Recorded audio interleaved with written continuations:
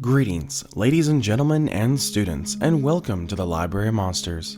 I know, it's been a long time since my last upload. I'm not really proud of that, but honestly, that's just life. A promotion at work and almost doing 50 hours a week there does suck up a lot of my time. And off days are usually used to help out family and friends with things.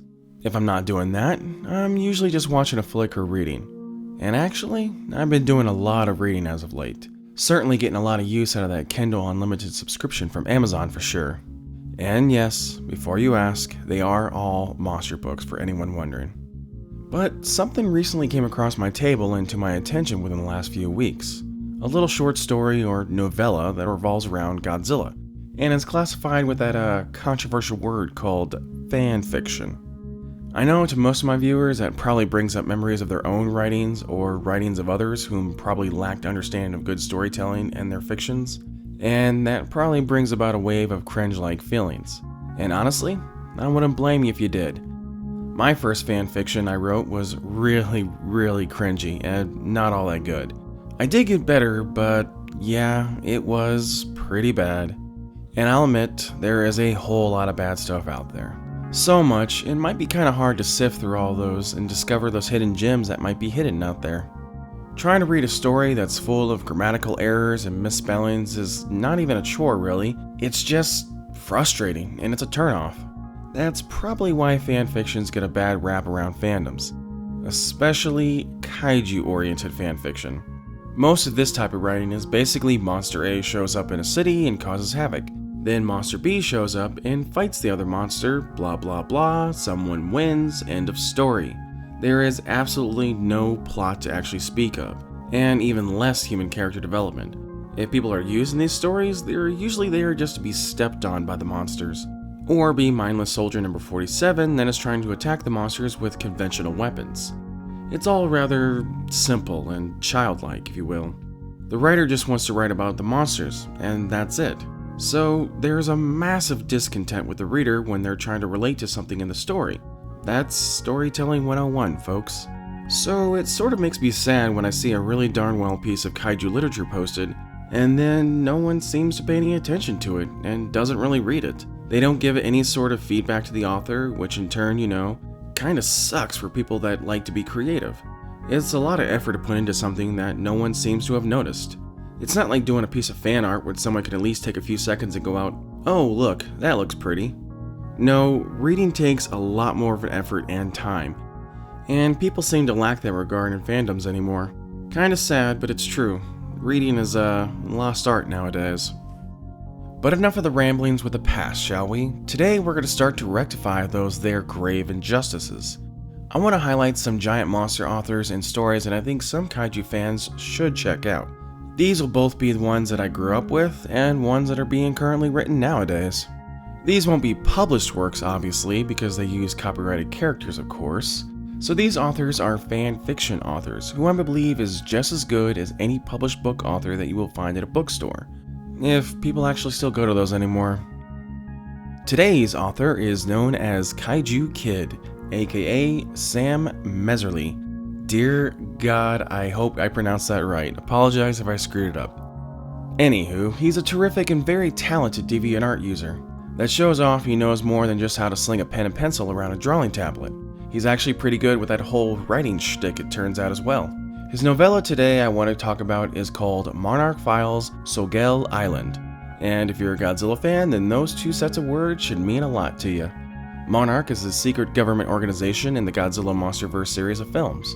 They hunt down and study mutos, massive unidentified terrestrial organisms. Though that seems to be sort of a retcon used term now, cause they like to say studying titans instead. I guess the makers of the second film didn't want to confuse people with calling all the different monsters giant mutos instead of just the pair of big parasite bugs that were in the first film. Now, Solgell Island is a fictional island that is a centerpiece landmass in the Toho film Son of Godzilla. Fortunately for us, the reader, Kaijukid decided to really make the island his own, and not just the Showa-era film's previous inhabitants of Kumonga and Kamacuras as the main players in his story.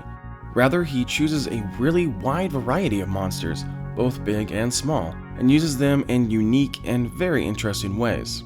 But I'm getting a little bit ahead of myself there. Let us lay out the basic plot first, shall we? And spoilers, I'm not going to outline everything that happens in the book event by event. This is just going to be a overview and look at the characters.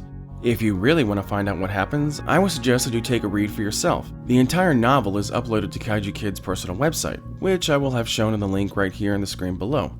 And it will also be linked to the description box below the video as well. And I will give you a hint. If you use a reading device like a Paperwhite or Kindle, just copy-paste all the chapters of the book on his website to a Word document and save it as a PDF file. Then you can upload it to your device. Makes reading a heck of a lot easier because if you're like me, I can't really take reading a full book on a laptop computer screen anymore. The brightness just makes me a little bit sick, and with the Kindle, it's a lot easier to take it around the house and read it in your spare time. Anywho, back to the novel. The gist of this story revolves around a happily married couple. They are scientists whose main field of study are your stereotypical botany and biology science that you'll find stereotypically in science fiction novels. For the male lead, you have the highly intelligent and sometimes placid Fumio Takarada, a handsome Japanese man with glasses who does not buckle under the heat of the moment. And for our female lead, you have Erika Takarada, a fiery, brash, red-headed American woman who lives life for the moment. She is adventurous as well as equally highly intelligent as her mate. A very interesting note to her, however, is that she's missing her left arm right above the elbow. It was lost in an accident that's never really explained in the book, but honestly, I didn't really need to know. All that I cared about was the fact that it brought them closer together because Fumio thought that he was going to lose her. It was that kick of the pants that really solidified them as a couple, because it showed they could not live without each other. And another interesting note, one that is more sad than happy, is that she has to wear her wedding ring as a necklace instead of her traditional hand. It's a cute touch that I really appreciated. It shows well thought out human emotions and tackles such a life-changing event in a very soulful sort of way. So basically you have these two lovable characters, which are put on an island for a week, in order to record, study, and discover if there's anything of note for Monarch to find out about. Needless to say, the island is not as deserted as they had thought. Throughout the novel, there's not one, but 4 giant monsters that besiege the tiny island and battle amongst themselves, as well as a handful of smaller and deadly underrated monsters.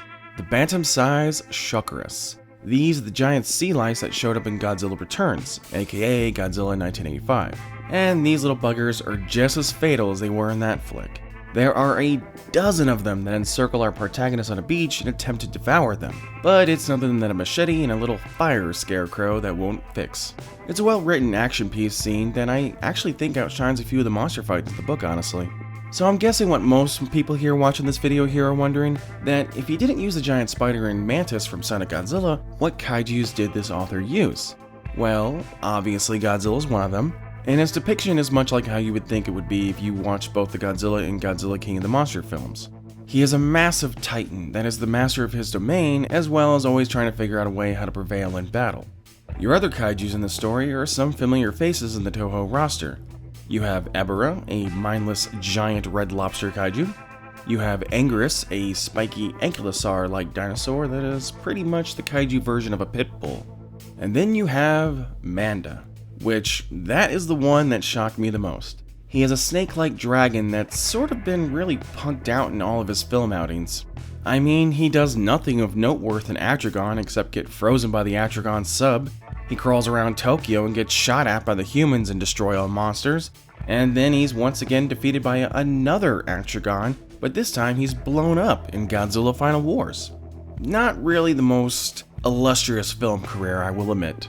So honestly, when I saw him on the cover of the book, I was needless to say, a little surprised. Because the way he's depicted there, he looks like he's going to be the final boss monster in this said novel. And he was. And it was really darn good, too. Both creative and descriptive, this book Manda sets out to be a real player. And the best part, his character Upgrade does not come out of left field. Remember how I said that Anguirus and Ebera are in the novel? Well, they are, but their appearances serve both a purpose for more kaiju action and story character development for other players in the book rather than them. These guys are basically used as cannon fodder, a term that I used way back when I reviewed the kaiju book Atomic Rex. Basically, that's when an author uses a character to beat or kill another character, in order to show how much more powerful the new character is. You get this a lot in action animes and tokusatsu shows like DBZ and Ultraman a freaking butt ton. It's an effective storytelling tool to use. So Godzilla beats and kills Anguirus in pretty easy fashion, and Manda does the same. Except his victim is a half-eating Ebirah. He uses his cunning and precision biting tactics to blind his foe and use his massive snake-like body to choke him out. It's really well done. Way better than I would have written it, that's for sure. So basically, you have the human protagonist trying to survive on an island full of giant monsters. An island that is slowly blowing up by the end of the book. I won't spoil what happens in the end, like I said, but you'll have to read that for yourself. But I will give you some of my thoughts about it. It was sad, and sort of a little upsetting a little bit. It's not a cliffhanger, it was a story from beginning to end. It's just a downer of an ending that made me very doleful. I was invested in the characters a lot. Not the kaijus, mind you, but the scientist couple. I love them to death. They were so fleshed out, and seeing how their story ended, well, it bereaved me of that feeling that I had when I read the author's playful and loving banter of the couple back and forth between each other. And I understand that this story is sort of written as a prequel to Godzilla 2014, so things kinda had to play out like they did. That still doesn't really take away from the feels that I had when the final pages of the novel were written out. So, all in all, what would I give this short story book? Obviously, 2 thumbs up, that's for sure. You had amazing human characters as well as monster ones. Admittedly, Anguirus, Ebirah, and Shockirus didn't really have that much growth or insight to their aspects. But that really wasn't their role. They weren't meant to be fully fleshed out in a short story. Their purpose there was to be roadblocks for the main characters. The Shockirus has a bonding moment, an actual terror-filled drama piece that the humans could actually overcome, and Ebirah and Anguirus to be fodder for the main 2 players of Godzilla and Manda, to show how much badasses those monsters are, so the reader can actually get behind a real fight between Godzilla and Manda that is not going to be as one-sided as a kaiju fan might actually think it might be. I think there's a way to actually continue the story with the same characters, if the author so chose to pick up where he left off. But it would take a lot of creative storytelling to pull it off. For now, we just have a pretty quick, one-and-done little novel here that is set in the time period of the Godzilla Monsterverse films from Warner Brothers. It's short and only 90 pages or so it would be a quick 3-hour read for most folks. But if you're like me and are really enjoying what you're reading, you'll probably take a little bit longer. I like to savor every descriptive word and try to picture my mind in the events and people that are taking place in the pages that I'm reading. I like to get lost in the world and the author. And when you're this well detailed in your writing style and word usage, it's easy to get invested in those pictorial worlds. Like I said, it's a short story that does what it needs to do. As far as fan fiction goes, I think it's pretty darn good. Showcases some more of the not all that commonly used Godzilla monsters. And you get a pair of human characters kicking around that you give a darn about if they live or die. So follow the link that is flashed on the screen right below, or click the one at the bottom of the description section of this video and give it a read for yourself. And if reading is not really your thing, then well, you can certainly check out his DeviantArt page that'll be linked here as well. Most of the pictures that I used here were some of the illustrations that he had used for his book. The man has a ton of Godzilla art that is just gorgeous to look at. And with that little plug out of the way, I must conclude that this book is finished and the library is closed. Until next time, have fun, stay safe, and I'll catch you on the flip side.